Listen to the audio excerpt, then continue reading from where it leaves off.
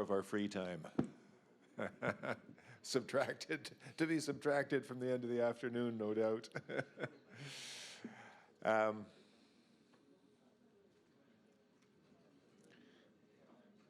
Someone left a pair of glasses. Alguien se olvidó unos lentes, hay unos anteojos, unos lentes que alguien abandonó, se olvidó.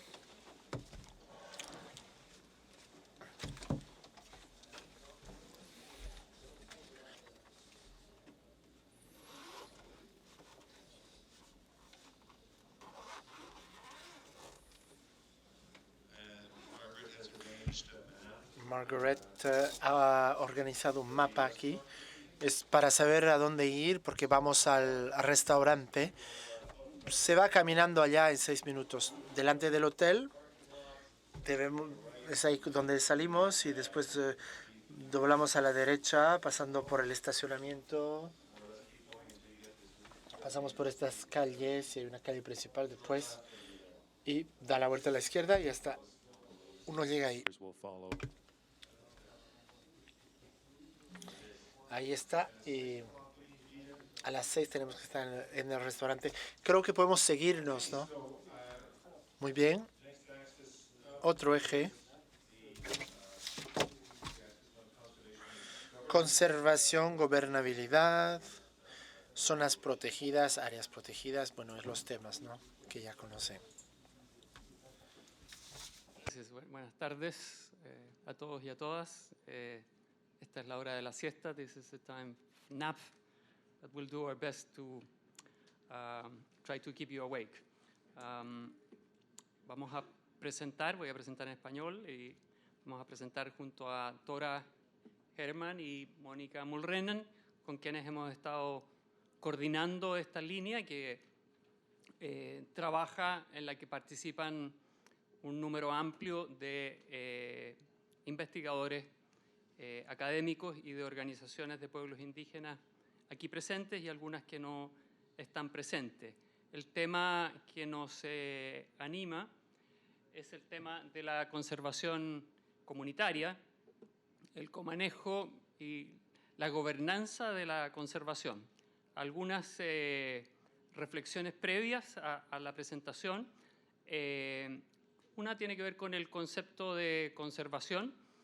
El concepto de conservación nos lleva muchas veces a la perspectiva occidental, a la conservación impuesta, pero es importante que reafirmemos algo que la relatora especial de Naciones Unidas sobre derechos de pueblos indígenas acaba de constatar en su reciente informe a Naciones Unidas sobre áreas protegidas y pueblos indígenas, en el sentido de que el 80% de la biodiversidad del planeta está en el 20% de las tierras del planeta que son indígenas.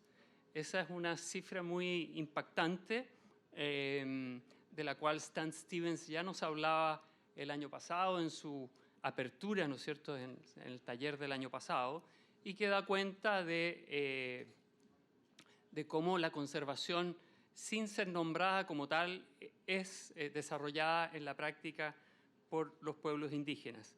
Y que los pueblos indígenas han sido desplazados por esa conservación impuesta, como hemos visto en los casos de Australia, en los casos de Kenia y en América Latina, y que sus iniciativas propias de conservación no son reconocidas, que hay cambios importantes en los paradigmas de la conservación, y uno de esos cambios es el que tiene que ver con el eje de la gobernanza.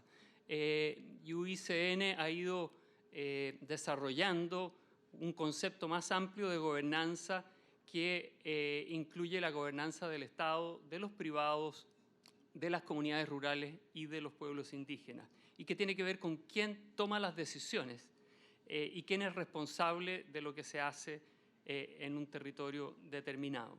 Segunda observación, muy breve, es que vamos a básicamente dar cuenta de las experiencias que en que hemos trabajado, haciendo referencia a otras que han trabajado otros colegas que aquí están presentes y que no están presentes y que son parte de esta red. La tercera y última es que las iniciativas que se van a presentar son todas inspiradas en el concepto de investigación-acción y en gran medida están determinadas por una agenda compartida, por una agenda colaborativa con organizaciones de pueblos indígenas, la mayor parte de los casos, que requieren de apoyo en sus estrategias de ejercer gobernanza sobre sus tierras, sean estas reconocidas como áreas de conservación o no. Dicho eso, en forma previa, y siempre, los conceptos que nos han animado, que nos han orientado, tienen que ver con la conservación, las nociones distintas, las ontologías distintas sobre la naturaleza, el control y la tenencia de la tierra, la gobernanza a la que ya me refería, conceptos de comanejo, coadministración, conservación comunitaria y conocimientos tradicionales asociados a esa conservación comunitaria. Aquí hay un cruce y hay un traslape, un overlap con los temas que hemos visto esta mañana y con los que a continuación veremos, como tenencia de la tierra, planes de vida, extracción de recursos naturales. Hay un cruce que es natural, que es difícil desde la academia separar estos mundos que en la práctica son conjuntos. La próxima, por favor.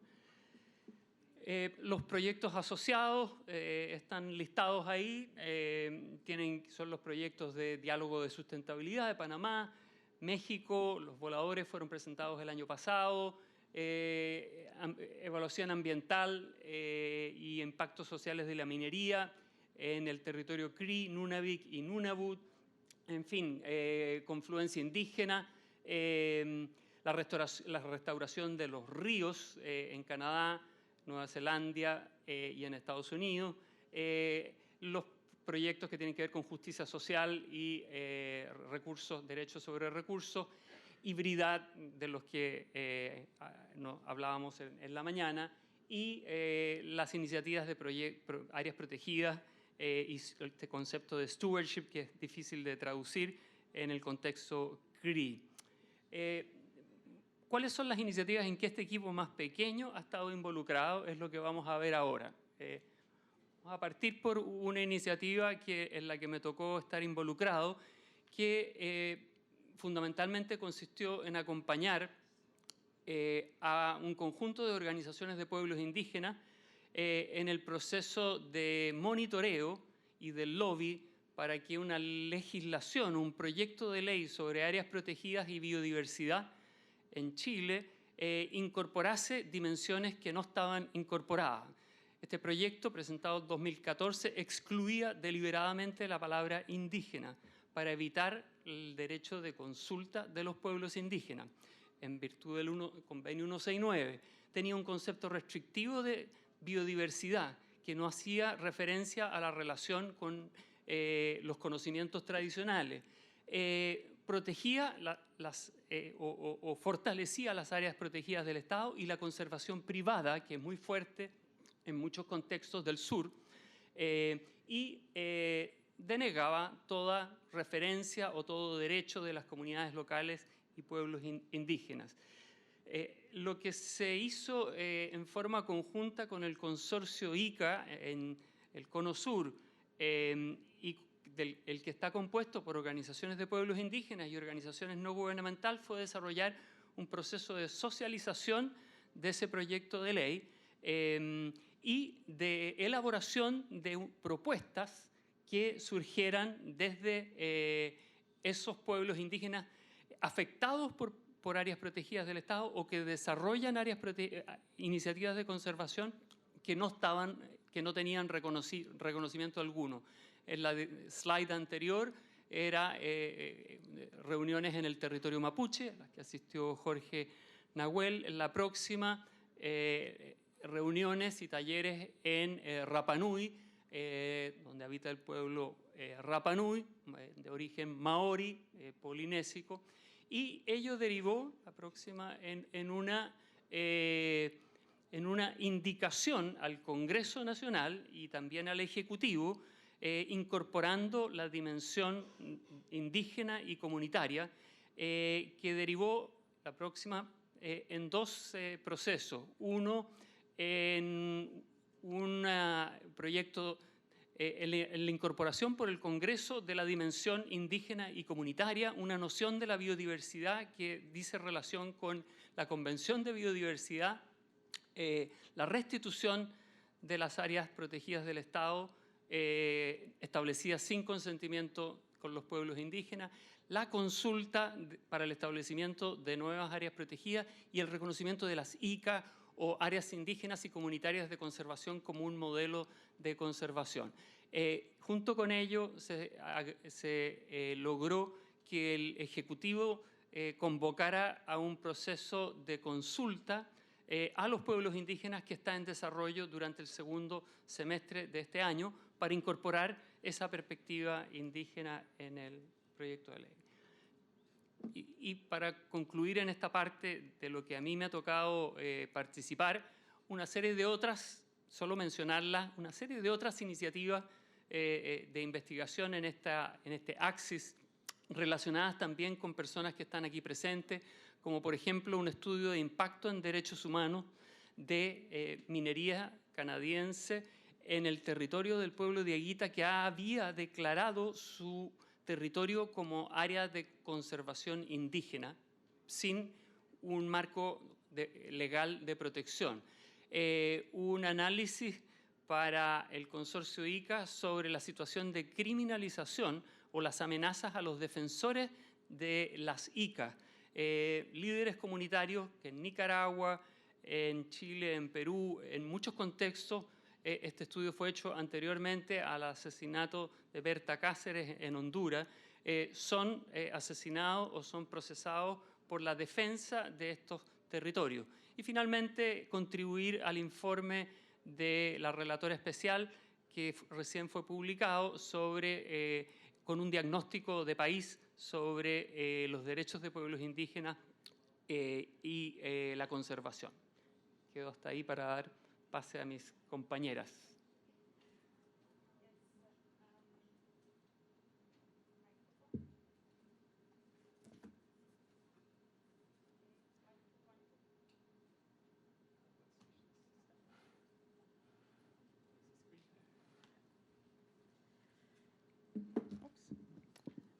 Okay, so from South America we go to Canada, and one of the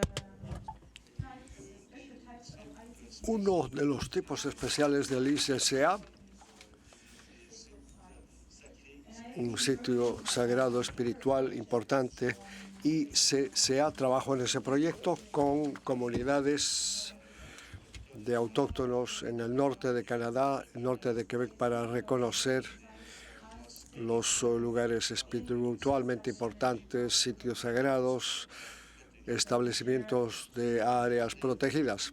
Voy a compartir con ustedes dos ejemplos. Uno, el norte de Quebec, Canadá se adhirió a la posibilidad de tener zonas terrestres y marinas protegidas. Hay nuevos proyectos que están siendo implantados para proteger creación de nuevos parques nacionales, como en Courchevel, que comenzó hace algunos años para el establecimiento de ese parque. Hoy existe, fue creado, pero en aquella época cuando se creó, cuando se hablaba cómo establecer el parque, cómo inaugurar el parque, cómo establecer, era un sitio específico que espiritualmente era importante, es un sitio sagrado para los Nescapi, un sitio que se llama la Casa de Caribú Atiwí, Casa de los Ciervos. Los caribú son como los ciervos, el espíritu de los ciervos o caribú vuelven cuando lo matan. Y el nuevo caribú o ciervo sale de ahí y se va al espacio. Entonces, los Nescapi consideran ese lugar como sagrado. en el norte de Quebec. Aquí están los caribú, en el norte de Quebec. En la época es que el gobierno de Quebec hizo un plan para la nueva región del Parque Nacional. Han hecho una especie de zonificación sin tomar muy en cuenta las zonas espirituales. La nación Nescapi estaba muy preocupada y las personas mayores se reunieron para tratar de ver qué historias existían en cuanto a los paraísos del caribú o de los ciervos. Algunos hablan de gente que quería ir a ese sitio sagrado y de ver, constatar personalmente lo que ocurrió. ¿Por qué no podían ir? Porque el espíritu del caribú es tan potente que cuando llegamos cerca de ahí, a 60 kilómetros más o menos, vamos a morir, porque no podemos cruzar zonas. Hay variaciones de esas leyendas que hablan de gente que caza y que vieron muchos puntos blancos en la montaña, y cuando se aproximan a la montaña ven las casas y varios caribús que entran y que salen en la casa. Varias historias, muchas anécdotas se cuentan, y han grabado esas narraciones para mantener la cultura de la nación Nescapi. Aquí modifica el comportamiento de los cazadores en toda la región con respeto de la naturaleza, preservando la naturaleza. Tienen como una guía espiritual a los caribús, y cuando llegan a esos sitios van a agradecer a la naturaleza utilizando tambores.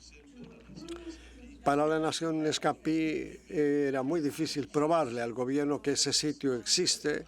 En realidad, ese lugar es sagrado, es un sitio arqueológico, y viendo los archivos, todo lo que se ha escrito, todo el material tangible, se ha descubierto que, claro, no le dan mayor importancia. El gobierno quiere que todo esté en papel, que todo esté escrito, pero nada en la realidad. Cuando se sobrevuela el sitio en helicóptero, vemos que son grandes extensiones de territorio, porque no podemos ir a pie, son regiones muy lejanas. Podemos establecer algunos sitios en los mapas. Los paraísos de los caribús son lugares sagrados, y los Nescapi piden que no todo el mundo tenga acceso a esos lugares, aunque hacen parte de un parque natural.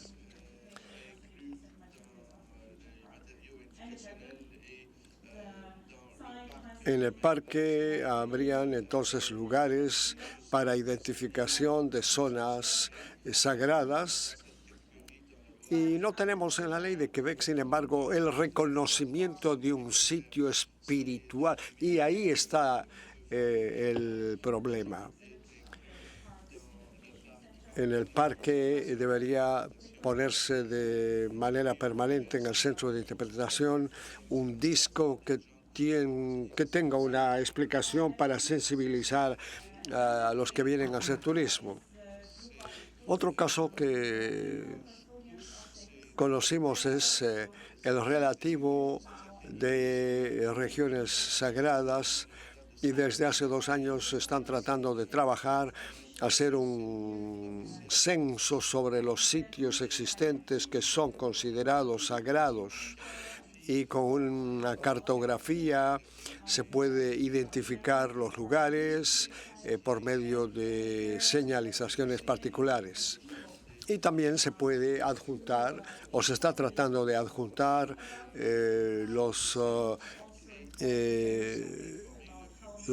digamos, las narraciones, los cuentos sobre la importancia espiritual, sobre las anécdotas que se van recogiendo.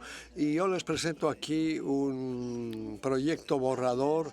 Este es un útil multimedia para informar, sensibilizar a la gente sobre estos sitios que han sido cartografiados.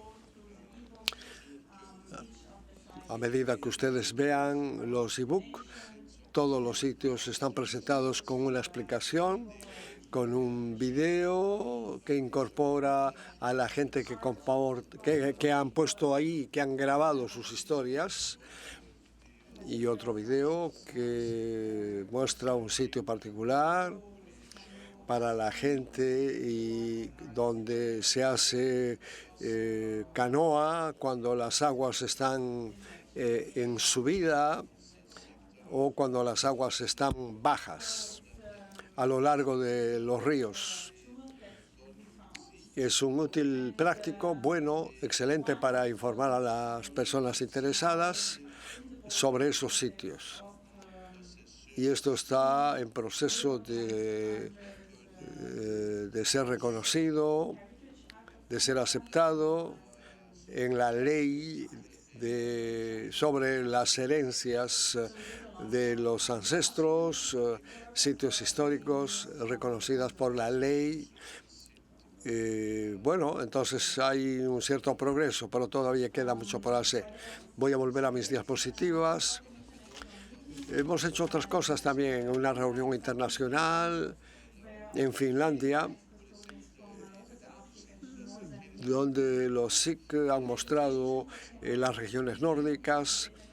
Allí se reunieron varios dirigentes y produjeron un texto que van a ser presentados en Hawái este año en un congreso mundial sobre los derechos de los pueblos autóctonos, de las primeras naciones, zonas protegidas, sobre los ejes sagrados. Hemos trabajado sobre un informe con directivas para ver cómo se puede tener acceso a esas regiones y a esos sitios sagrados.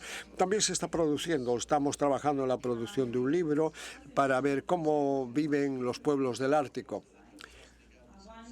sobre la importancia legal de esos sitios sagrados. Una experiencia que quiero compartir con ustedes es que Sami produjo una directiva para aplicar directivas que pide al gobierno de hacer un estudio de impacto mediante un proyecto que toca todos los sitios, que tiene referencia a todos los sitios considerados sagrados, estableciendo criterios para ver cómo se protegen esos sitios sagrados y cuáles son los impactos de los proyectos que se han realizado o que se van a realizar. El caso que quisiera yo mencionar es un ejemplo de un grupo de primeras naciones que utilizan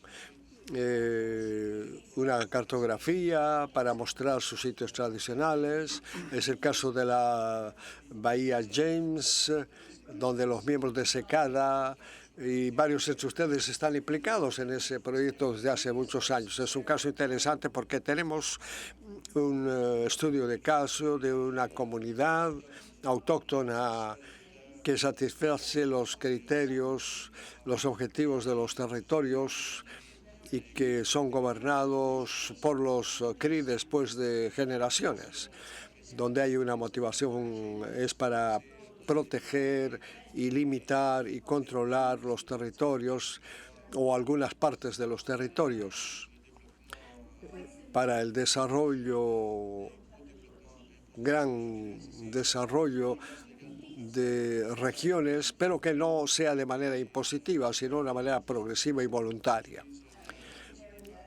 Áreas que son utilizadas por el Estado y que deben ser compartidos para la gobernabilidad y que no estarían disponibles para solamente el desarrollo económico, sino abierto al desarrollo en respeto o respetando la Bahía James o OST, zonas establecidas, protegidas en un contexto de fiscalización, regionalización, un sector que puede caer en zonas que no son protegidas. En el año 2000, a principios del año 2000, los ONG, a causa del desarrollo de ciertas reglas, de ciertas prácticas aceleradas, naturalmente se han visto efectos que no han sido nada beneficiosas para la región. SECADA hace una serie de investigaciones para establecer con la comunidad los términos para las áreas protegidas. Eso está llevándose a cabo con la colaboración de la comunidad, de los miembros de una comunidad, y vamos a tener resultados importantes, y esto sería muy tangible y sería un resultado en cierto sector de áreas protegidas en caso de investigadores que se aperciben de toda esta información para producir libros y material pedagógico o académico, para identificar zonas protegidas, para hacerlas conocer, y a través de las conversaciones, discusiones, varios principios los directores han establecido para que esas áreas protegidas puedan tener un mejor conocimiento. No tengo mayores detalles, pero voy a mencionar que están relacionadas a instituciones de conocimiento, de saber, en esos territorios o sobre esos territorios de los CRI, y que hay necesidad de limitar ciertos proyectos de desarrollo. Aquí la parte verde clara es donde se ha implantado reservas de biodiversidad. Es una área protegida por el gobierno provincial y bloquea el desarrollo. Y la parte naranja que ustedes ven son licencias mineras que han sido otorgadas para la explotación extractivista. Al principio de la discusión que hemos tenido con OMG, los MG, las expectativas eran que las áreas protegidas irían hasta la costa para reflejar las necesidades de prácticas de caza y pesca, llegando hasta el océano, y a causa de la jurisdicción, que es federal, no era posible de realmente ir más allá de los océanos, porque hay zonas protegidas por el gobierno federal y otras que son protegidas por el gobierno provincial. En las aguas, por ejemplo, cuando son aguas internacionales, hay una jurisdicción federal y no provincial. Y hay un gran desafío cuando tenemos que determinar de qué lugar a qué lugar podemos determinar 20.000 kilómetros cuadrados, por ejemplo, que pueden ser considerados como zonas protegidas o zonas de reserva. Estamos ahora en una etapa de realizaciones, luego de proyectos desde el 2009. En el gobierno federal, Parques Canadá, que se ocupa de la jurisdicción, desde el 2009. Desde las últimas semanas hemos llegado a la etapa de realización.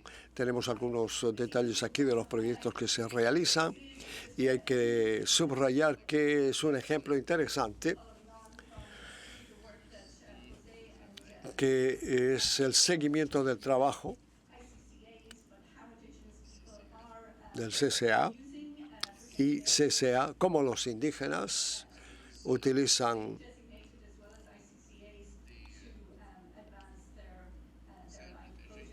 áreas protegidas para avanzar en sus propios proyectos, según sus propias necesidades. La verdad que fue que miráramos hacia adelante y que propusiésemos algunas alternativas de trabajo hacia el futuro. Y a partir de las experiencias que hemos compartido, pensábamos que temas centrales para ser propuestos en el marco de la iniciativa que nos reúne era el tema de las amenazas, las diferentes amenazas que la conservación indígena particularmente y la conservación comunitaria, con este marco de las ICCA o ICAS que UICN ha reconocido, deben ser exploradas. Y paradójicamente una de las amenazas importantes, y lo hemos visto en varias de las presentaciones, tiene que ver precisamente con la conservación estatal y con la conservación privada. En línea con con investigación desarrollada por el consorcio ICA, pero también por una moción que está siendo presentada, va a ser presentada al Congreso de UICN en Hawái, pensábamos que una línea importante sería la de estudiar, identificar esta sobreposición entre áreas protegidas públicas, tal vez privadas también, y las iniciativas de conservación indígena. Hay información muy general de que más del 50% de las áreas protegidas estatales están establecidas sobre tierras indígenas. Con las metas Aichi, la presión por establecer nuevas áreas protegidas crece y la amenaza también crece en paralelo. De modo que esa puede ser, consideramos, una línea de investigación a ser propuesta.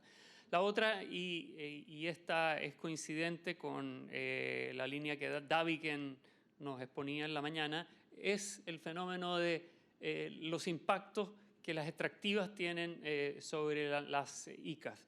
No necesariamente la minería y el debate que había en la mañana sobre la minería artesanal versus la megaminería era relevante.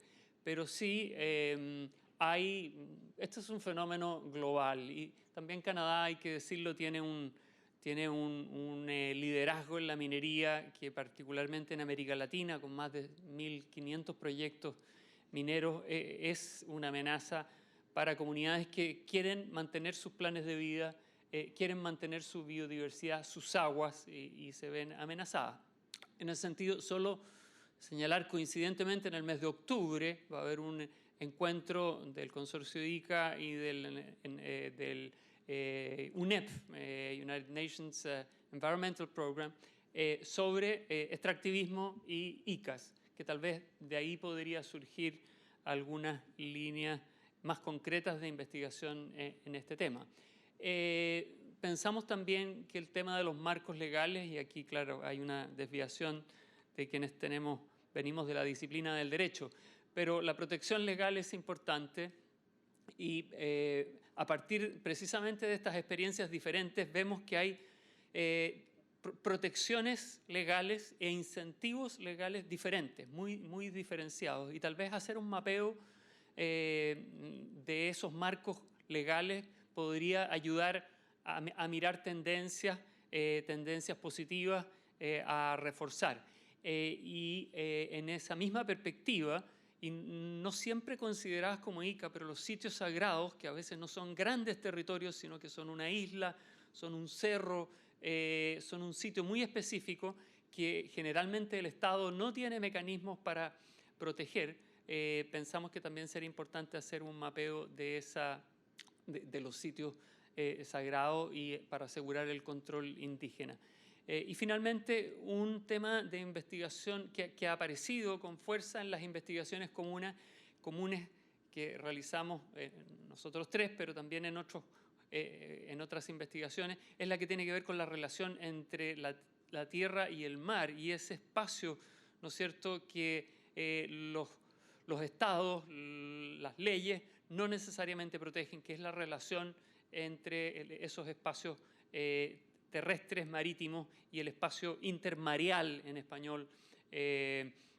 Veíamos, bueno, por cierto, la situación de los CRI y la iniciativa del Parque Marino, las iniciativas de las que nos hablaba Tora en el contexto de Escandinavia. No mencioné, pero en el caso de Rapa Nui, de Easter Island, en la Polinesia se ha declarado un gran parque, uno de los más grandes parques marítimos del mundo. Sin embargo, que parece positivo, pero eso fue hecho sin consulta alguna con las comunidades Rapa Nui.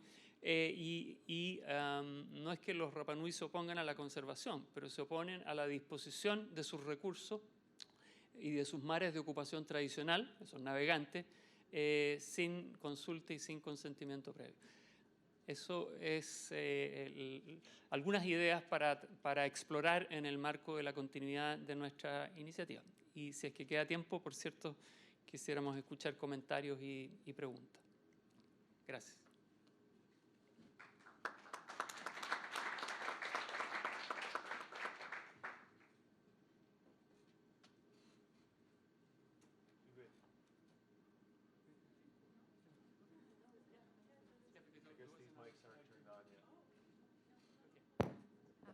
Oui, merci beaucoup pour vos présentations. Gracias por sus presentaciones,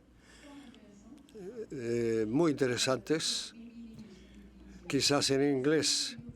Gracias por sus presentaciones. El segundo punto que usted desarrolló al final, usted decía que usted quiere una relación con compañías mineras, el impacto que producen. Yo quisiera ir en el otro sentido, porque en la mayoría de los casos el ICCA determina que la comunidad puede tener un reconocimiento porque hay problemas con la tierra, la preservación de la tierra. El ICCA tiene un tipo de reacción a ciertas amenazas, frente a ciertas amenazas que existían o que existen. Es una situación digna de ser considerada aquí. Sobre la protección a nivel internacional, decisiones que se pueden utilizar en las comunidades para ver cuáles son las dinámicas entre el reconocimiento internacional sobre esas medidas de protección y aplicables a nivel regional.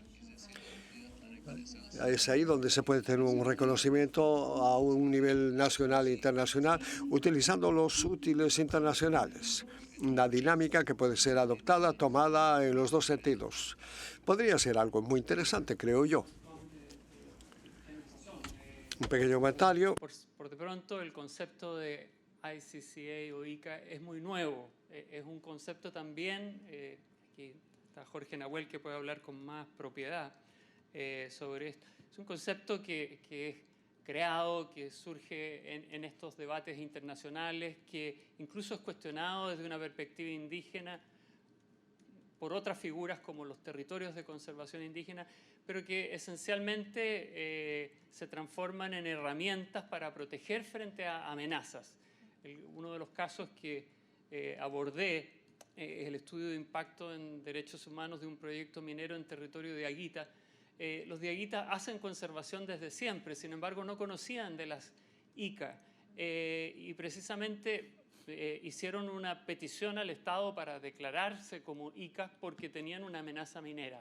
Entonces, esa interrelación de ida y de vuelta. La conservación es consuetudinaria, sin embargo la amenaza no es consuetudinaria, hay amenazas antiguas, pero estas son nuevas formas de amenaza y requieren de nuevas herramientas y las ICA aparecen como una potencial herramienta.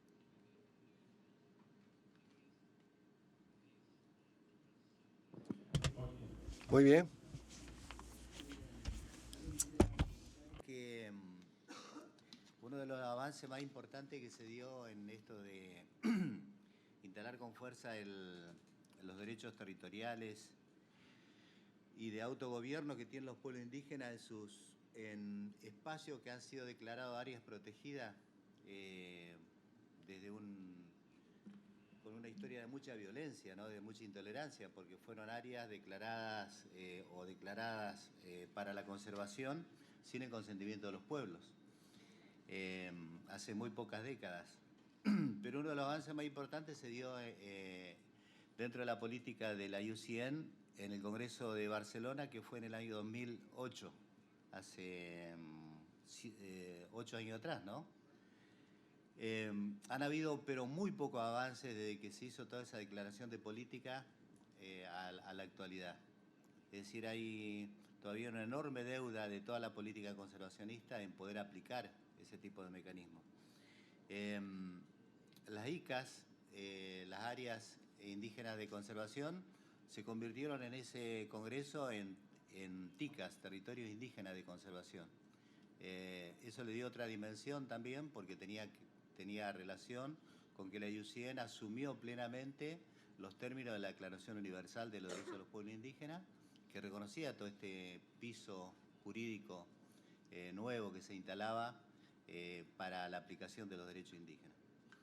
Nación Unida acababa de aprobar la Declaración Universal en el año 2007 y en el año 2008 se hizo el Congreso y el Congreso asumió plenamente todos los términos de la Declaración Universal. Por lo tanto, en el mundo de la conservación no hay excusa para empezar a respetar y aplicar plenamente los derechos de los pueblos indígenas. Sin embargo, hay un enorme divorcio porque hay enorme discusión a nivel nacional con los organismos conservacionistas.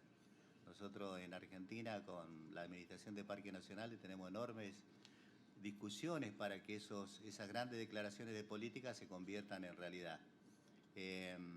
Entonces, me parece que es una figura muy útil, la discutimos mucho, creemos que incluso los territorios indígenas de conservación como categoría va más allá de las áreas que están dentro de la administración de los parques nacionales, porque todo acto voluntario, libre y autónomo que los pueblos indígenas asuman de declarar sus territorios como TICAS, territorio indígena de conservación, le brinda toda una cobertura que está marcada por esa política. Eso es una figura interesante para las áreas que están amenazadas por la megaminería o la industria petrolera, porque le da una cobertura y le da un resguardo interesante. Y debería marcar todo un marco de relación y de alianza y de acuerdo con otros grupos que deberían apoyar este tipo de iniciativa indígena. Yo lo que quería nomás decir en relación al trabajo que están haciendo los compañeros es que nosotros estamos llevando adelante allí en Argentina la declaración de sitio sagrado de un volcán, el volcán Lanín, un volcán muy simbólico que está en la frontera entre Chile y Argentina, que le da el nombre a un parque nacional, al Parque Nacional Lanín. Y la discusión con los organismos de áreas protegidas es que ellos avanzan hacia la declaración de un sitio sagrado.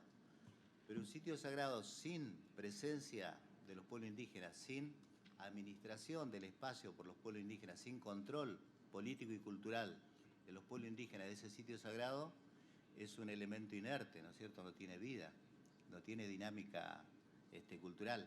Por lo tanto, todo sitio sagrado que sea reconocido tiene que ser controlado por los mismos pueblos indígenas, porque no son museos, no son espacios inertes, son lugares que tienen una energía muy poderosa, por eso fueron descritos como sitios sagrados, y para que toda esa energía le sirva al desarrollo de ese espacio como elemento de protección, tiene que tener el control y la administración de los propios pueblos indígenas.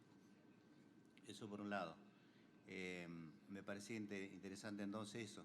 Yo creo que también es muy importante los puntos que han fijado ustedes como objetivo, sobre todo el tema legal, porque tenemos legislación que viene de décadas atrás, que son totalmente obsoletas y que hoy chocan con todas estas nuevas políticas, que es necesario transformarlas. Y por último, lograr trabajar toda esa enorme distancia, todo ese enorme divorcio que hay entre los grandes reconocimientos que hemos logrado a nivel internacional y las políticas aún represivas que hay a nivel local de parte de la legislación nacional y de parte del organismo de conservación nacional que todavía no logran ponerse al día con todo este enorme avance. Los pueblos indígenas necesitamos que todo eso deje de ser declaratorio y comience a ser un ejercicio práctico. Por nuestra parte lo estamos haciendo porque nosotros le hemos dicho al organismo de conservación que la gobernanza es un concepto que inventó el mundo de la conservación. Pero para nosotros eso tiene una traducción muy sencilla, que es el autogobierno, que es la libre determinación en nuestros territorios, y que por lo tanto, si ellos inventaron ese concepto, que lo comiencen a aplicar.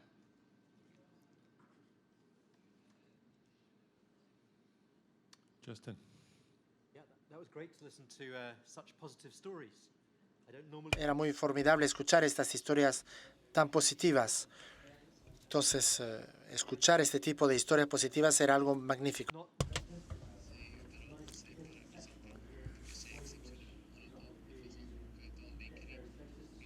Los CRI utilizan diferentes etapas para alcanzar sus objetivos. Es la excepción, no es lo que pasa de manera general.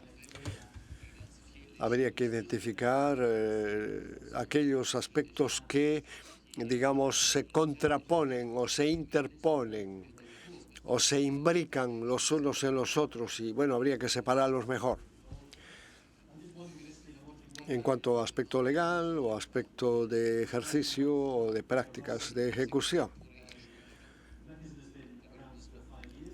Los mecanismos existen desde hace 5 años y se han utilizado solamente 3 veces. Hay 80.000 posibilidades de conflicto y podría esto evitar ese tipo de conflictos. Es cuestión de ver dónde SECADA puede desempeñar un papel fundamental para evitar ese tipo de conflictos y, digamos, una especie de seguimiento entre los investigadores y todas las personas concernidas. En África Central habían zonas a proteger que tienen tierras mineras o forestales. Quiere decir que hay zonas mineras que al mismo tiempo tienen zonas protegidas, al mismo tiempo zonas de los autóctonos. Toda la protección de tierras está muy bien. El problema es delimitar, la delimitación, dónde es zona extractiva, dónde es la zona de preservación. Hay que tener una especie de vocabulario apropiado que todos comprendan qué es lo que estamos diciendo, porque tenemos una especie de lenguaje que a veces no comprendemos. Podemos volver sobre esto, sí. Si esa moción es útil para la semana próxima y que es adoptada, sería, digamos, una posibilidad, una perspectiva para tener un recurso político y presentar en la reunión de la semana próxima. En cuanto a áreas protegidas, grupos podrían declararla como algo necesario, una herramienta necesaria para atraer un apoyo internacional. Y la moción, y que está en el contencioso, y que no serán adoptadas aquí, probablemente. El SSA, creo que para eso es interesante, es problemático, sin embargo yo los apoyo. Eso está en el marco de lo que hace la gente hace mucho tiempo, en sus prácticas habituales, en las zonas de conservación. Es un útil que puede permitirnos ir más allá y también nos puede crear problemas. Entonces hay que ver cuáles son los límites para enmarcar nuestros propios intereses o los intereses de cada región, de cada organismo. Cuando el problema es ver cuáles son los límites, las posibilidades, los alcances, los objetivos, ver de qué manera podemos ayudar a la gente que se ocupa de la tierra. Podemos hablar luego de esto y de otras cosas sobre los ejes o al interior de los ejes.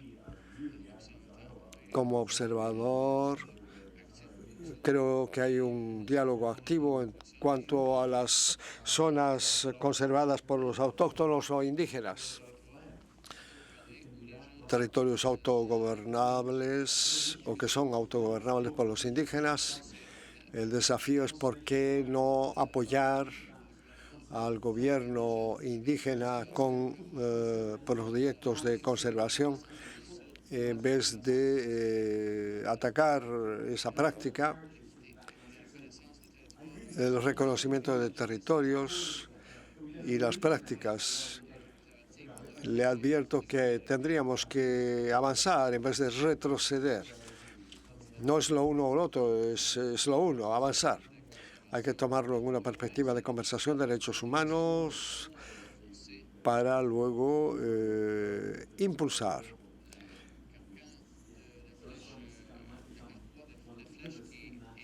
Son flechas que se lanzan y que están disponibles para los pueblos autóctonos. Y es en función de quienes les vamos a apoyar o que debe apoyárseles. Muchos de nuestros asociados en SECADA podrían utilizar un mecanismo, un proceso Wakatani en su territorio. Hay que considerar esto. ¿Cómo activamos este procedimiento?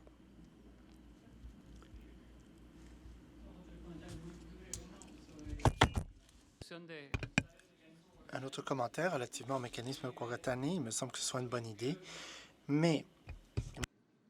No translation?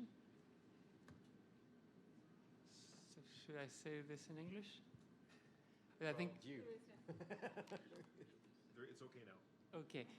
Pienso que, como señalaba Colin, que el uso del mecanismo Whakatane puede ser una buena idea. Ahora creo que ustedes, tú en particular, tienes mucho más experiencia en si realmente ha sido una herramienta exitosa o no. Entonces, tal vez mantener esa conexión para aprender más del mecanismo y para saber si ha servido o no ha servido es importante. Lo segundo es que yo concuerdo con la noción de que la conservación per se no es necesariamente buena. Y el caso Rapa Nui es un caso bien interesante porque ha suscitado mucho apoyo internacional de grandes fundaciones, del gobierno de Chile, aparentemente el gobierno de Estados Unidos. Sin embargo, para los Rapa Nui dicen, bueno, nosotros hemos vivido acá, hemos conservado siempre este mar y ahora nos vienen a apropiar el mar. O sea, nosotros no vamos a poder hacer uso de ese mar. Es un buen ejemplo de una apropiación de algo que ellos siempre han tenido. Ahora, por último, el último comentario tiene que ver con si es bueno o no es bueno el concepto de Ica o Tica, como señalaba Jorge. Y yo creo que es algo que los propios pueblos indígenas tienen que definir, si es que ese marco, ese frame, les sirve o no les sirve.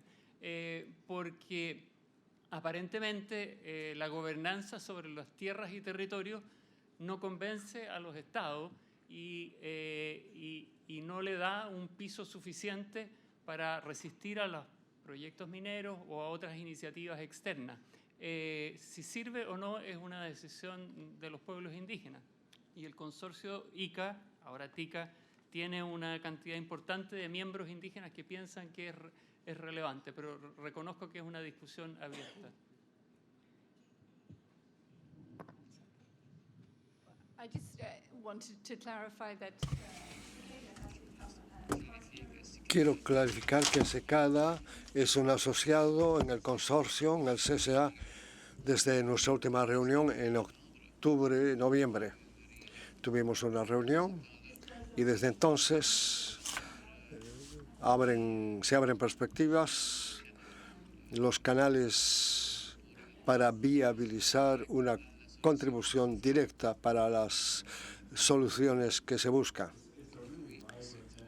Es una red muy viva, muy activa, donde los miembros están omnipresentes. Grupos de indígenas que utilizan, por ejemplo, las cascadas, los ríos, en fin, a nivel mundial. Héctor, tiene la palabra. Sí, simplemente pensaba como en los caminos, distintos caminos con el tema de áreas protegidas y de conservación. Pienso que lo de Justin es muy importante en relación a que nuestro pueblo o nuestro resguardo tiene hoy una campaña muy importante de siembra un árbol por el resguardo. Nos propusimos sembrar 30.000, llevamos 10.372 árboles sembrados y esto no tiene ningún apoyo. Ha sido todo a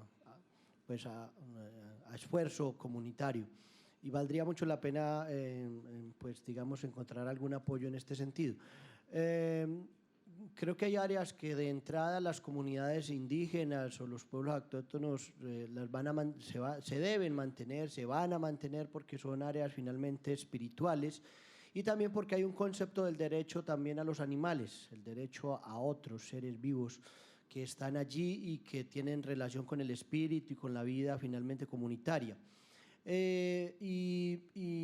Bueno, en el caso de Colombia hay una relación muy compleja y es que se cruza esto, lo que vivimos nuestras comunidades, fundamentalmente con temas institucionales, o sea, la política de gobierno en relación a áreas y en este caso, digamos, parques naturales y finalmente en la legislación o en lo que son ya la herramienta jurídica se desconoce a la comunidad indígena, se desconoce el gobierno indígena, se desconoce la autoridad indígena y ahí valdría mucho la pena no sé, pues, pensar, digamos, en la investigación en ese sentido, y me imaginaba simplemente la posibilidad también que existiera algún mecanismo desde las herramientas que hay ya de la Declaración de Naciones Unidas frente al respeto por el ejercicio del gobierno propio, que se permitiera en términos legislativos y jurídicos de estas áreas,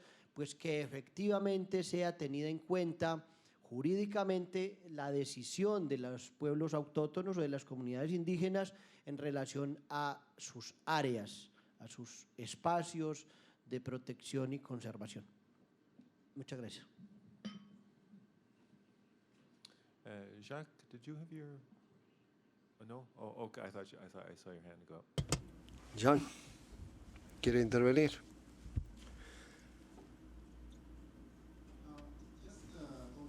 Solo decir que un comentario sobre el ICCA. Yo recuerdo que tuvimos esa discusión sobre el ICCA, contexto de Kenia. Lo digo porque el ICCA, de la manera como se presentó el caso,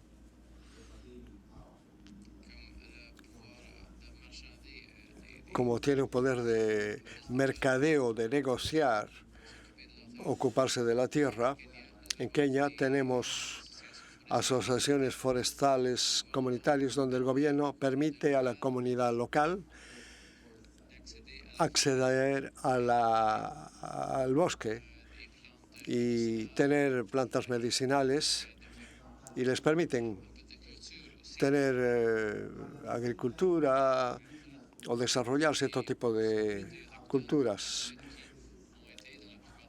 En la mayoría de los casos, las comunidades indígenas han sido expulsados de esa zona y ahora hacen su reivindicación y quieren volver a sus territorios. El gobierno presenta como un ICCA, como si fuera un ICCA, pero es una manera de digamos, extirparlos de esos territorios a los autóctonos, de sacarlos. Y entonces hay reivindicaciones y esto permitiría más discusiones para que se determine cuáles son los límites de zonas donde hay derechos de acceso, discusiones que podrían servir como ICCA, zonas para las comunidades donde tienen necesidad de tener derechos de propiedad y de gestión. Es nada más que un comentario porque esto ocurre en otros lugares también. Cuando se discute en la plataforma de ICCA, esto no, digamos, a veces no tiene mucha trascendencia, es mi comentario. Estamos detrás de CSA, una excelente discusión, gracias. Hemos tomado varios minutos y estamos atrasados otra vez.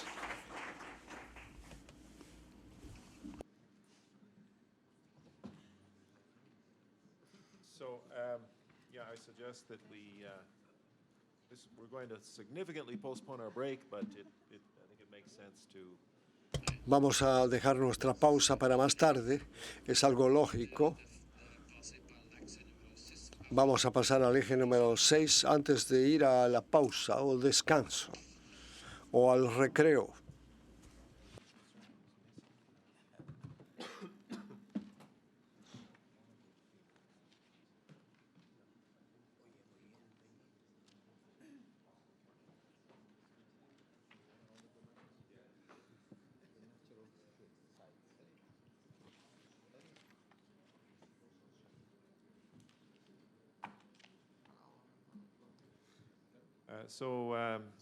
Brian Tom of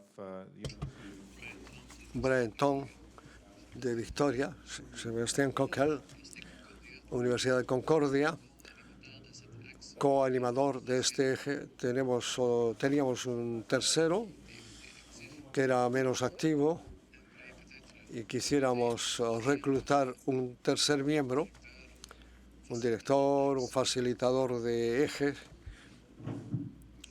Gracias. Quisiéramos reconocer que estamos aquí en el territorio de Hurón-Wendat, teniendo estas discusiones e intercambios importantes, esa manera de compartir a través de experiencias, de continentes, mucha temática. Sebastián y yo estamos muy reconocidos para hablar de nuestra temática, presentarla, intercambiar, que es parecida a lo que ocurre en otras latitudes o que es un poco diferente. Y en relación a todo lo que hemos hablado, cartografía indígena. No es una presentación, sino algunas reflexiones, algunos comentarios sobre la construcción de la próxima etapa, lugares donde podrían ser estratégicas para trabajar conjuntamente de manera estratégica y tener un peritaje, una experiencia colectiva. En esta discusión, intercambio, lo que quisiéramos hacer, un pequeño sondeo, quisiéramos enviarles un formulario pequeño con 6 preguntas. Podría ser parte de la próxima etapa de la aplicación para tener de manera más precisa concerniente a las necesidades. Todos los que están aquí en la sala podrían intervenir. Espero que al final del encuentro que cada miembro de SICAI podría llenar las 6 preguntas. Podrían hacerlo en francés, inglés y en francés, en inglés, español. Bueno. Gracias, Ryan. Yo creo que lo primero que hay que decir es que el título de este eje ha cambiado ligeramente.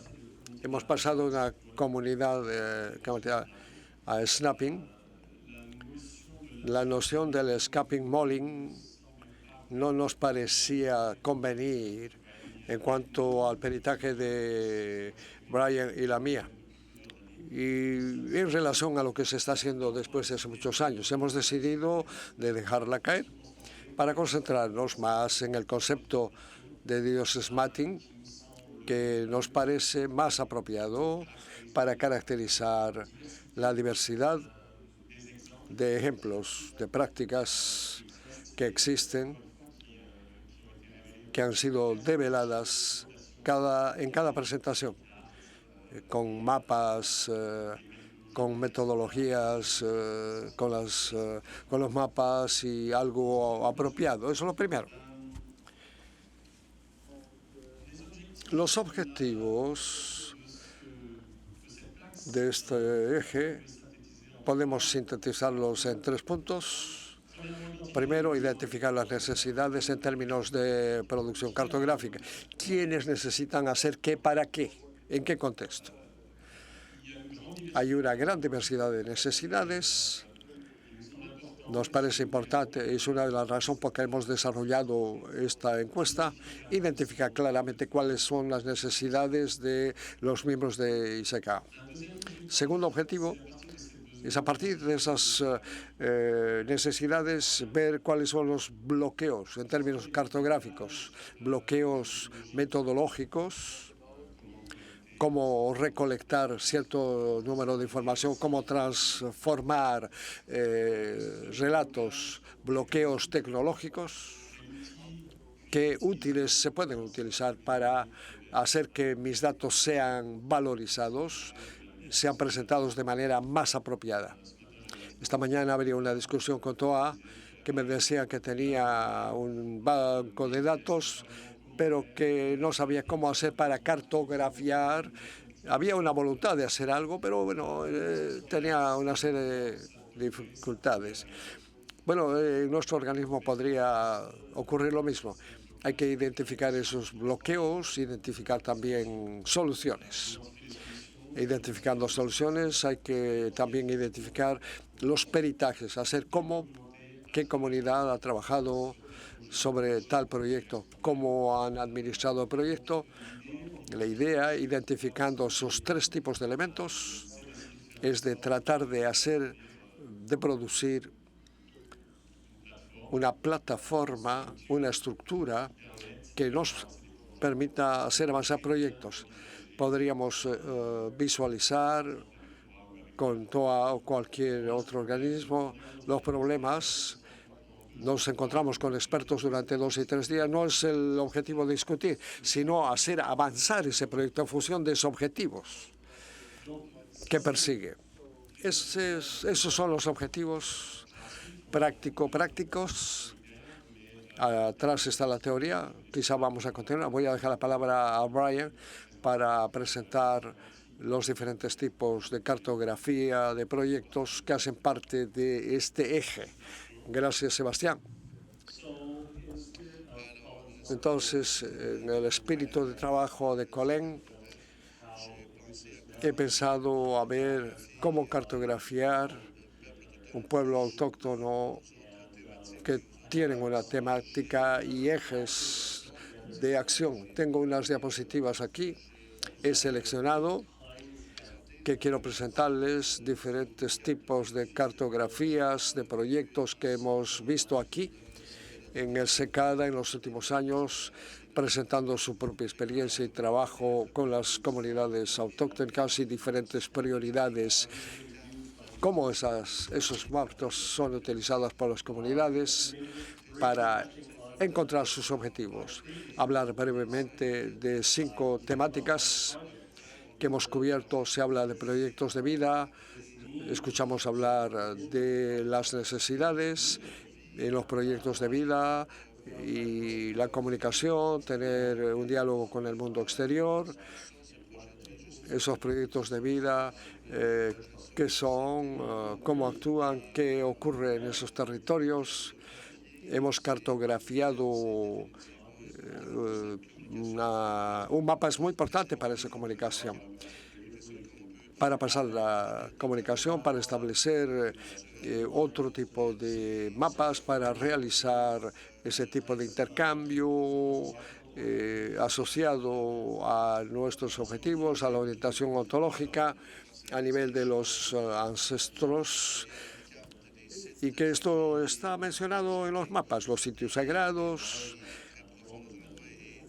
los lugares que tienen una cierta importancia intercultural. Podemos pensar al asunto de propiedad, cuestión de la propiedad de tierras, distribución de títulos, y cuando luchamos contra las ciertas posiciones del gobierno, de identificar las tierras de las primeras naciones, de los autóctonos, los territorios, utilización de recursos. Ese proyecto de utilizar mapas para tener una mejor presencia territorial con la implicación de las comunidades. Sabemos que los mapas es un ítem muy importante, pero también pueden ser peligrosos para crear fronteras en lugares que no corresponden y se utilizan no correctamente. Y bueno, son proyectos de vida y son complejos y no queremos complicar la situación. A través de SECADA queremos contribuir a los intereses, componer con la complejidad y ser realista. Es un útil de defensa territorial.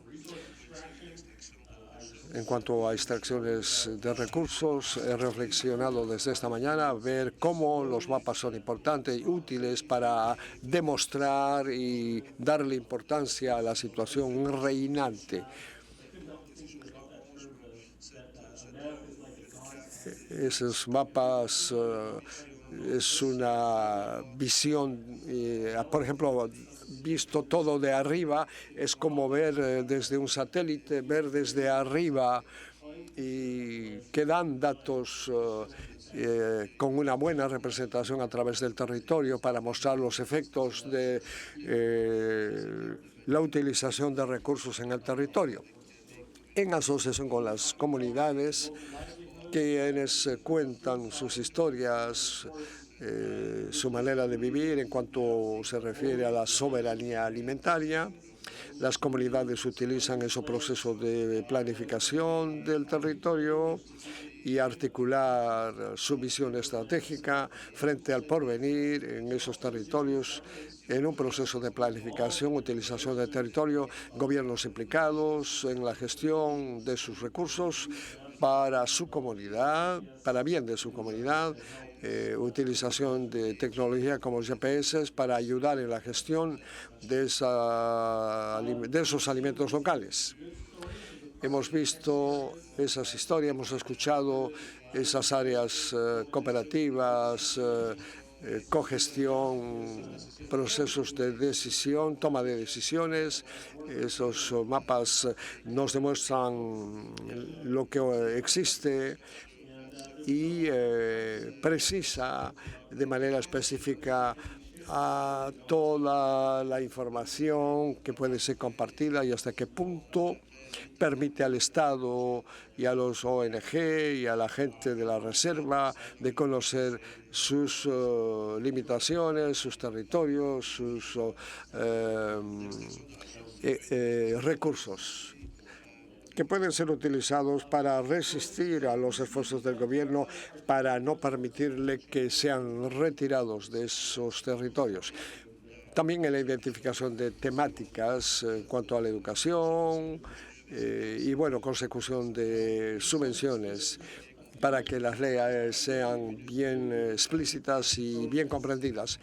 Bueno, tengo unos minutos aquí para que veamos los diferentes proyectos. Esta diapositiva viene de lo que hemos visto en los últimos años, que las comunidades lo que hacen en la gestión del territorio.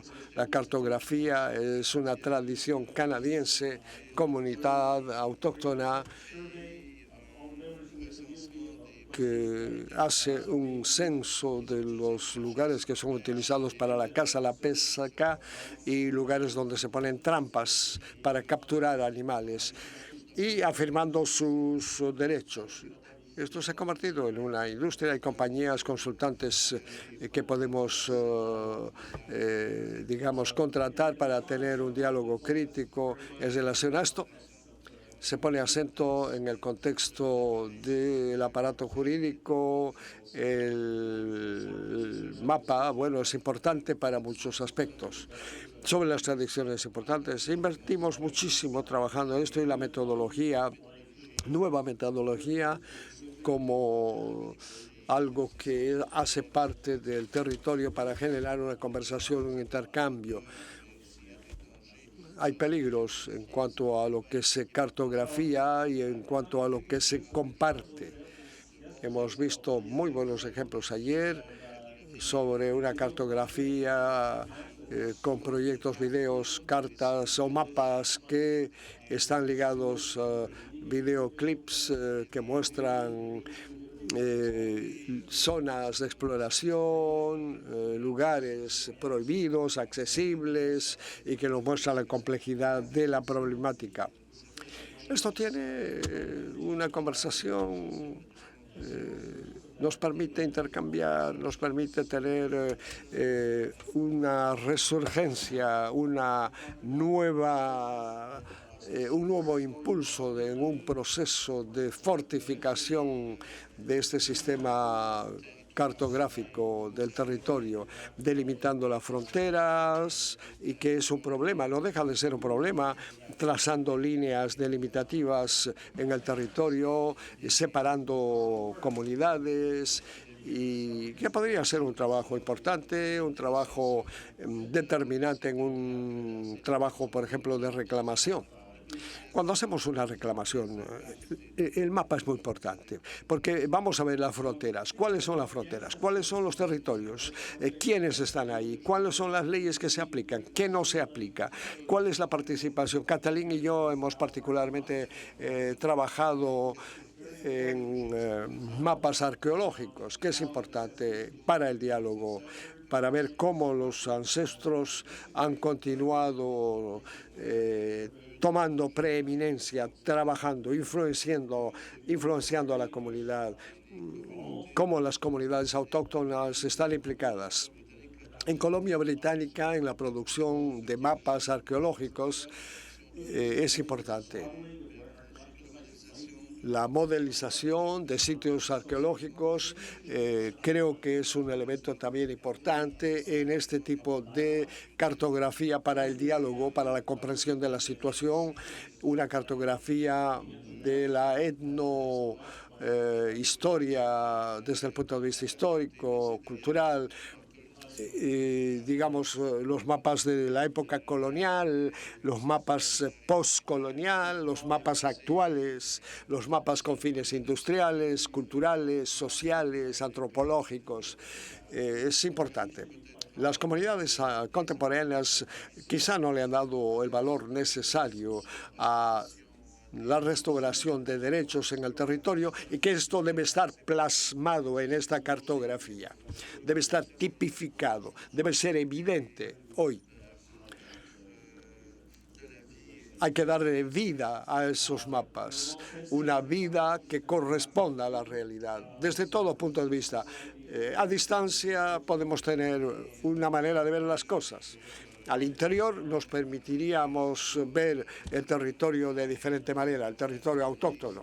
Cuando analizamos los datos para ver la deforestación, por ejemplo, en terrenos privados o no privados o de comunidades autóctonas, cuando se acaparan de territorios, zonas sagradas, y cuando se quiere tener un argumento contra todo lo ilegal, lo irracional, lo irresponsable, esta cartografía nos ayuda, es un buen instrumento. En Colombia Británica, por ejemplo, se ha hecho una cartografía muy adecuada, que sintetiza toda la información, sintetiza toda una visión de esos territorios, creando zonas bien articuladas y en un marco de planificación, de trabajo, de programación de cara al futuro. Los organismos no gubernamentales ven esos mapas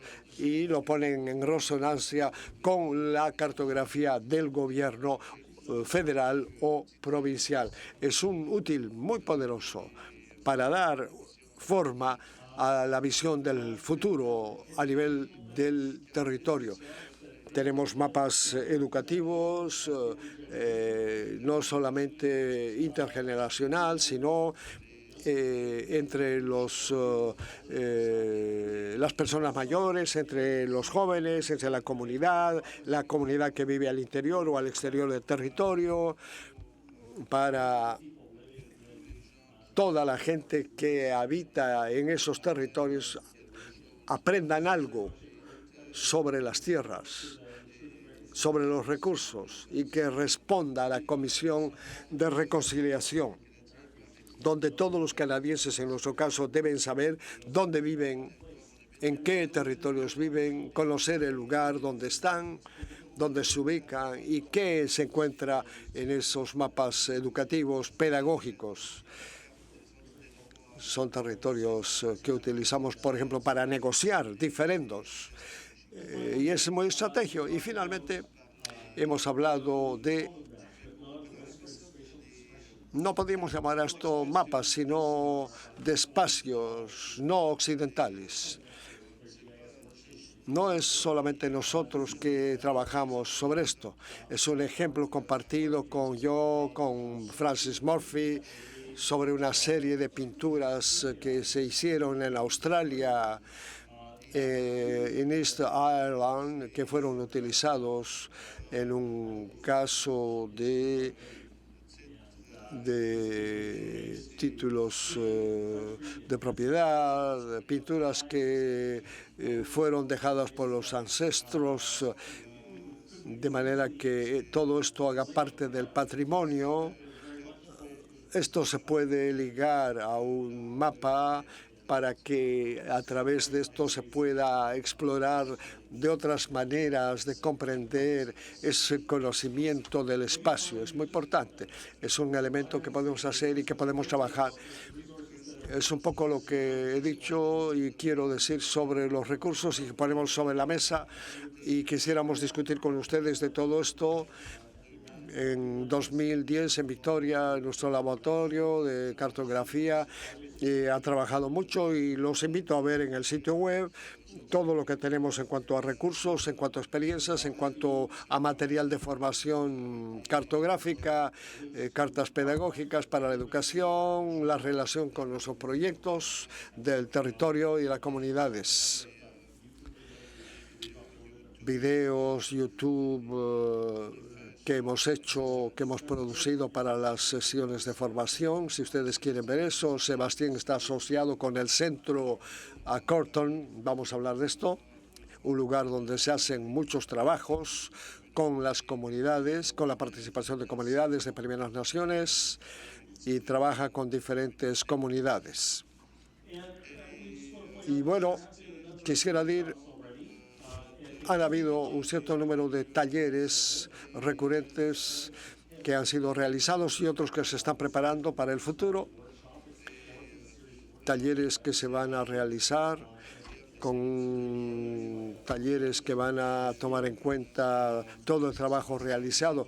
Sebastián, un hombre que está terminando sus estudios, la gente puede inscribirse para los miembros de comunidades autóctonas y para sus asociados de investigación, y que pueden comunicar a causa de la cartografía la importancia de la cartografía. Este año tendrá gente de algunas compañías que nos van a ayudar en la formación. Es un momento importante para tener un diálogo sobre el funcionamiento, ver cómo podemos implicarnos en este proyecto de cartografía. Las cartografías útiles a todo nivel. Dos preguntas para profundizar la cosa. En cuanto a los ejes, el primer pregunta, el impacto del proyecto cartográfico en las comunidades autóctonas. Proyecto cartográfico, hay luchas de poder, hay elecciones que se hacen, decisiones que se toman. Es importante ver esa dimensión. En cuanto a los ejes, su importancia. El segundo punto que me parece importante es la idea, para volver a la última diapositiva que ha presentado Brian, la idea de apoyar la emergencia de expresión espacial alternativa, susceptible de representar lo mejor posible las múltiples relaciones entre las comunidades en el espacio. Cómo desarrollar formas de expresión alternativas que salgan del campo de representaciones convencionales contra la apropiación de control espacial. Para sintetizar, podemos discutir ampliamente. Hay muchas cosas que pasan. Para sintetizar, voy a terminar por una anécdota personal. Creo que esto les interesará saber. Yo me hice picar por un mosquito. No es nada grave, es nada más que una pequeña picadura. En vez de ir a ver en Internet las consecuencias de la enfermedad, fui a ver en otras latitudes. Enfermedad Gilbert-Roche tiene un impacto. Empecé a ver, leer, informarme. Hablaba de los animales y habla de la escritura y nos dice, escribimos porque hay algo que tenemos que decir. Escribimos se utiliza a dos niveles, para un público. Cuando pensamos en la cartografía como un modo de escritura especial, podemos pensar que nuestra cartografía debe ser adaptada al público, si se habla al gobierno también, si se desarrollan códigos para el gobierno, para el público. Ahí está la cuestión. Nos dicen que escribimos para, en lugar de. para alguien. Utiliza la descripción de Faulkner, que es para las personas que no pueden hablar, que no les dan la palabra, un lenguaje que permita hablar a las personas que no hablan, a las personas sin voz. Me parece que hay una necesidad en términos de cartografía autóctona para desarrollar un lenguaje específico, apropiado, que habla por las comunidades y que permite explicar la relación espacial única, específica, inherentes a esas comunidades. Dos ejes importantes de poner en evidencia.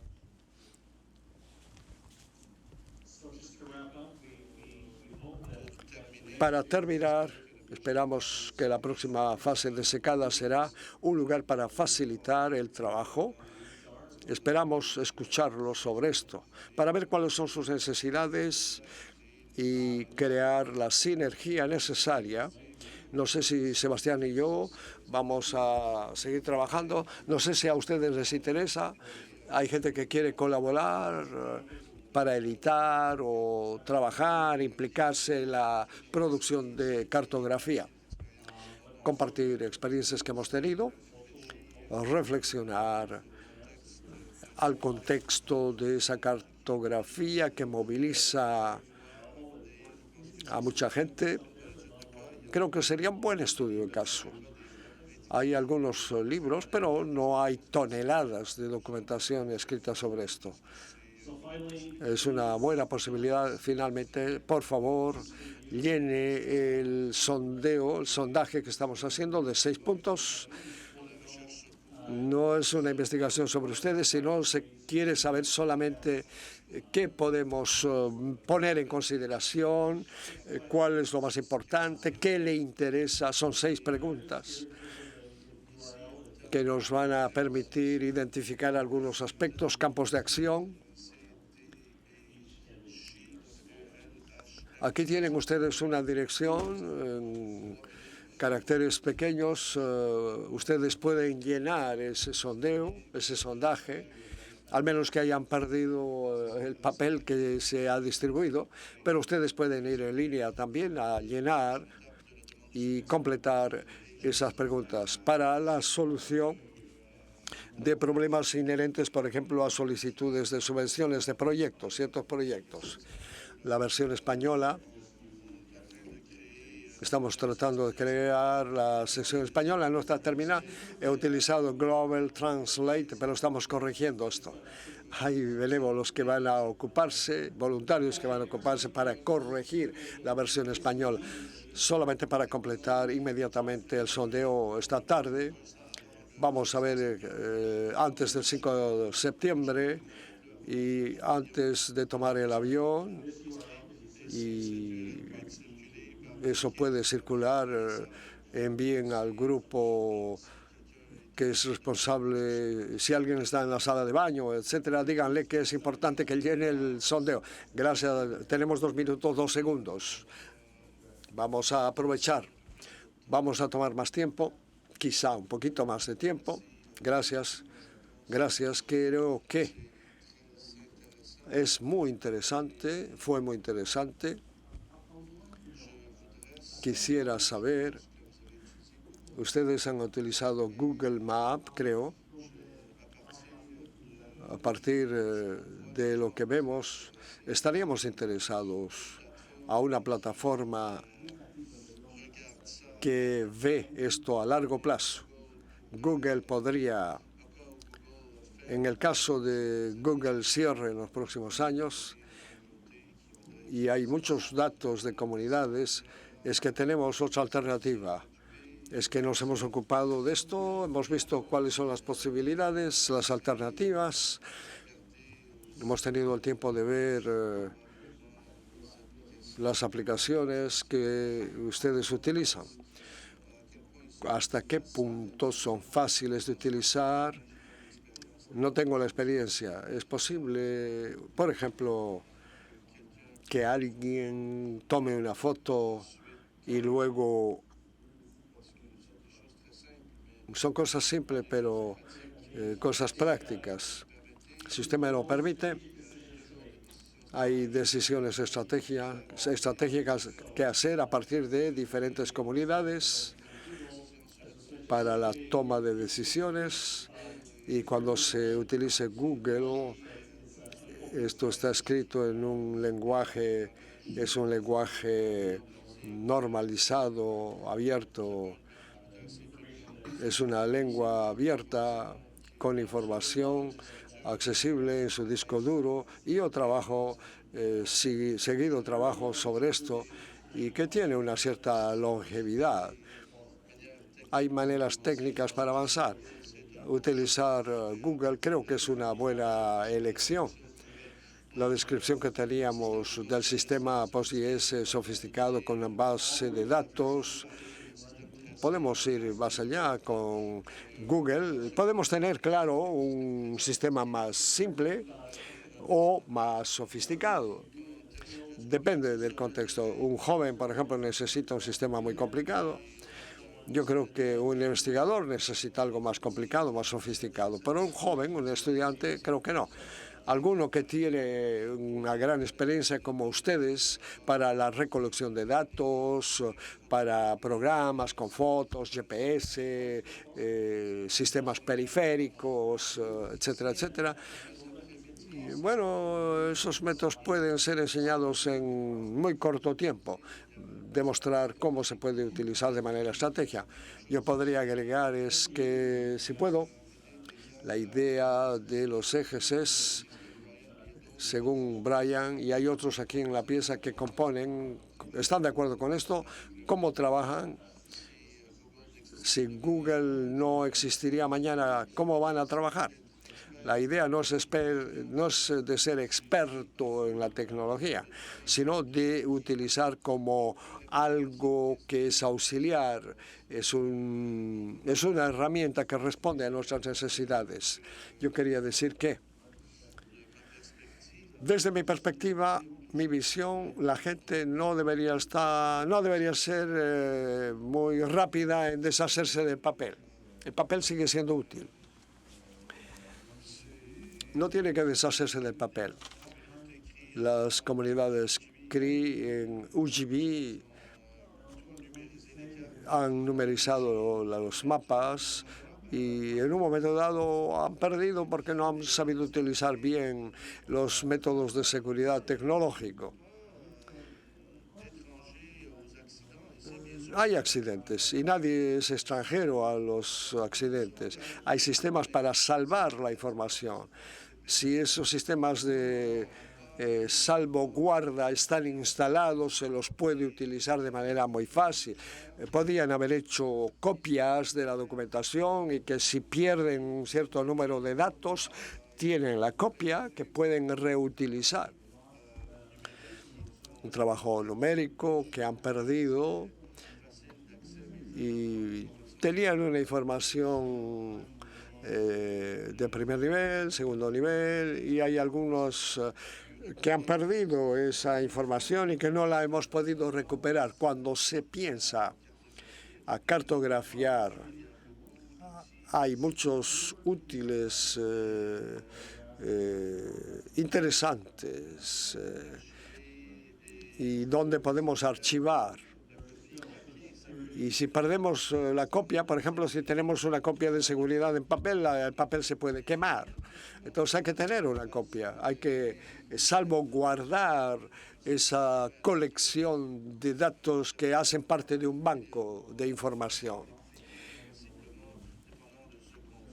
Dependiendo de lo que hacemos, debemos siempre hablar con la gente del territorio o con los investigadores o con la gente interesada, que debemos tener documentación numerizada en discos duros. Mi consejo es de trabajar regularmente con archivos, disponer de archivos, de copias.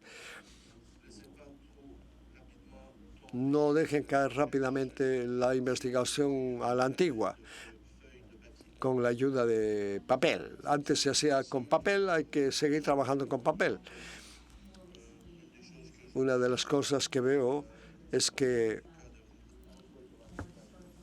creo que ustedes pueden respondernos en tanto que peritaje, que parecería que hay una cierta experiencia que podemos utilizar. Podríamos hacer que históricamente se vaya a investigar en el terreno mismo lo que existe, difundir, distribuir de manera asociativa utilizando tecnologías y experiencias, identificando necesidades. Habría que ir a buscar a la gente que tiene experiencia. No sé si Ryan tiene esa experiencia. Hay muchas personas que trabajan sobre cartas históricas, mapas históricos. Y sería fantástico tener a alguien que pueda trabajar sobre esto para abrirnos puertas. En los sondeos, solo responder estos aspectos en el sondeo que he pedido que ustedes participen es ya importante. Andrés Ingen. Y luego la pausa. Sí, quisiera mencionar algunos temas. Agradecerles, es muy importante el tema, lo que ellos están mencionando, el tema de las mapas y eso. Justamente en eso nosotros también quisiera preguntarles es la posibilidad de ver, hacer el tema de las capacitaciones en donde nosotros del pueblo Ishir, que estamos tratando de hacer nuestro mapeo, que con Mario hicimos el año pasado, que no podemos hacer todo por la gestión de lo siguiente. Porque yo digo esto porque nuestros abuelos, esos son los que conocen nuestros territorios, que va a conocer los puntos. Y cada vez más en este año, en los próximos años, cuando Mario llegó, ha fallecido 10 ancianos. Y cuando fallece un anciano, fallece una historia. Muere una historia y con el conocimiento del tradicional Ishir está como no conocen. En mi parte, no conozco yo en los territorios, en los límites de mi territorio. Entonces, ¿en qué sirve esto? Es que nosotros estamos haciendo este trabajo, haciendo el esfuerzo para que podamos hacer este trabajo del mapeo, enseñar a nuestras nuevas generaciones de dónde están nuestros límites, nuestras tierras, ¿no? Por eso a mí me interesó mucho que de hacer este trabajo sería enriquecer nuestros territorios ancestrales, porque la mayor parte mis abuelos ya no existen, ¿no? Yo no conozco bien, o sea, casi no conozco el monte, me puedo perder. Entonces, es importante, yo prefiero que ustedes, de este trabajo, hacer más grande, en que poder llegar a capacitar a nosotros y a los jóvenes, que puedan hacer este trabajo en digitalización de estos trabajos. Es nada más.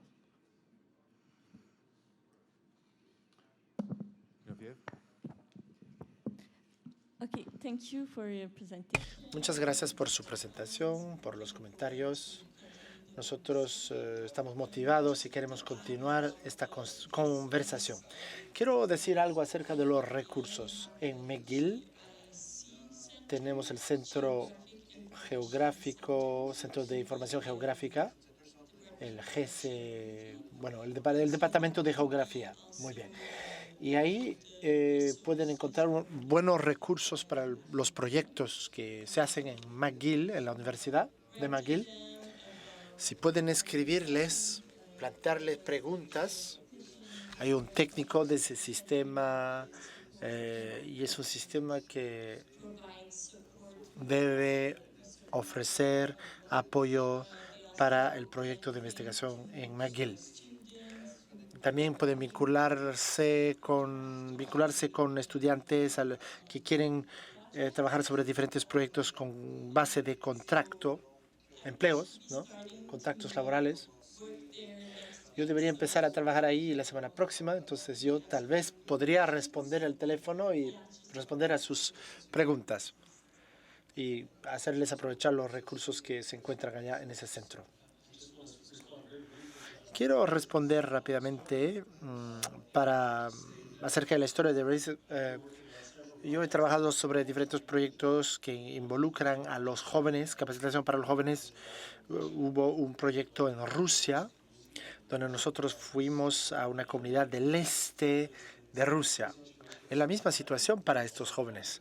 Se pierden los conocimientos de los antepasados y los jóvenes quieren digitalizar los datos con Google Earth, con los teléfonos Android, con los ordenadores. Ellos están motivados, quieren ocuparse, ¿no?, del proyecto. Pero yo no hablo ruso, pero tenemos intérpretes y hemos podido tener o procurar una capacitación exitosa. Ese tipo de capacitación es posible. ¿Puedo agregar un punto? El mandato de Cicada es de permitir eso, pero ¿acaso es posible enviar gente en su comunidad? Ese tipo de cosas. Yo diría que el mandato de Cicada es el que usted va a imaginarse. Uno puede imaginar el mandato de Cicada. Pero ahora hay dinero que se puede utilizar, pero el dinero proviene de diferentes agencias. Hemos podido trabajar mucho acerca del mapeo, aunque el dinero de Quebec no nos permite llevar a cabo investigaciones, pero podemos facilitar comunicación con socios gracias a ese mismo presupuesto. Entonces, nosotros hemos dicho que no se trataba de investigación, pero de un proyecto de comunicación con socios.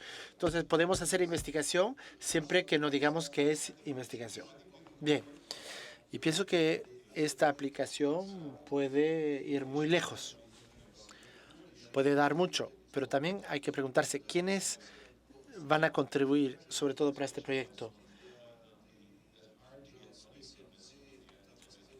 Hay consejos académicos que no dan dinero fácilmente, pero hay otros que pueden dar dinero fácilmente o más fácilmente.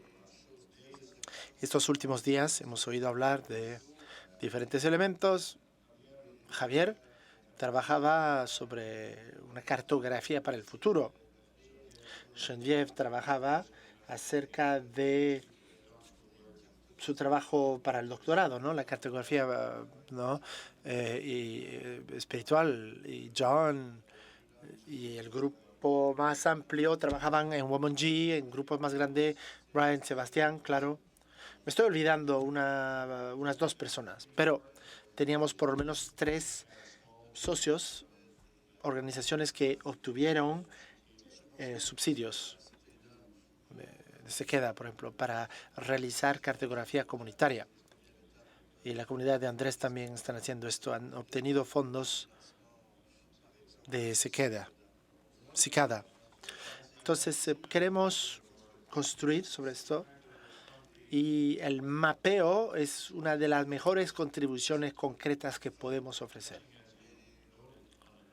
Usted lo ha dicho, esto tiene que ver con uno de los ejes de importancia conceptual también.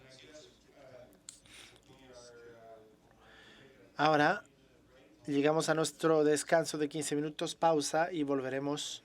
Y entonces vamos a hablar del último de los 7 ejes y vamos a tener una discusión sobre los avances que logramos hasta este momento. Gracias.